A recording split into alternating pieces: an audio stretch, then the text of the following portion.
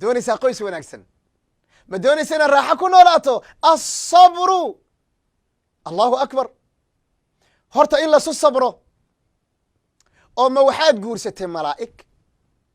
soo maada guursanin bashar soo maada guursanin insaan soo ma ogid nabigeenu inuu yidhi sal ly slama kullu bnu aadama khataa haye soo ibni aadam oo dhan ma gafo nacam wuu gafaa weliba waxaan kuu sheegi waxa idinka dhexeeya wax walba idinka dhexeeya marka hadduu wax walba idinka dhexeeyo de waxbaa khaldamaya caqligii baa idinka dhexeeya maskaxdii baa idinka dhexaysa طabcan xoolihii baa idinka dhexeeya gogoshii baa idinka dhexaysa musqushii baa idinka dhexaysa qaraabadii baa idinka dhexaysa carruurtii baa idinka dhexaysa sariirtii baa idinka dhexaysa shahwadii baa idinka dhexaysa candhuuftaa idinka dhexaysa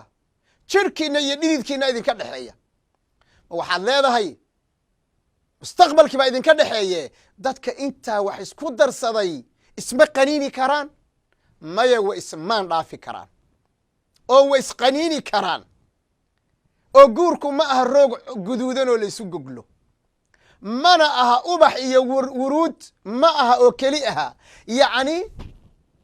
guurku wuxuu leeyahay xanuuno iyo abaaro iyo cudurro iyo faqri iyo colaad iyo dhibaato iyo ismaandhaaf iyo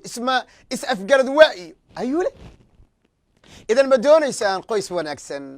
usra saciida raaxa leh lamaano raaxa leh ma doonaysaan isu sabra sabarkuna ilaahay wuxuu u gaadhsiiyey darajo weyn inamaa yuwafa asaabiruuna ajrahum bigayri xisaab xisaab la'aan baaba la siiyaa maalinta qiyaamo hal tusaale oo cajaa'iba labadiina qabsada gabadh la yidhaah laba tusaalo zawjo iyo zawj idinka siiyo ma maqasheen saxaabi abu talxa la yidhahdo iyo gabadha la yidhaahdo umu sulaym radia allahu tacaala canhuma wiilkoodii oo mayd ah bay aroos ahaayeen ilaa daraja sabarka intaa dhan ay umu sulaym tidhi caryaa ninkayga u sheega inuu wiilkaygii geeriyooday allahu akbar waa gabdheheenna salaan haali a baan u dirayaa gabdhaha soomaaliyeed meel walbay adduunka ka joogaan maxaa yeelay gabdhaha soomaaliyeed qiimo iyo sharaf bay leeyihiin xaaladda ummadda muslimiinta soomaaliyeed maraysana qayb weyn bay ka qaateen jazaahuna allahu khayran waxaanse doonaynaa faraskana usha ugu sii dhufanaynaa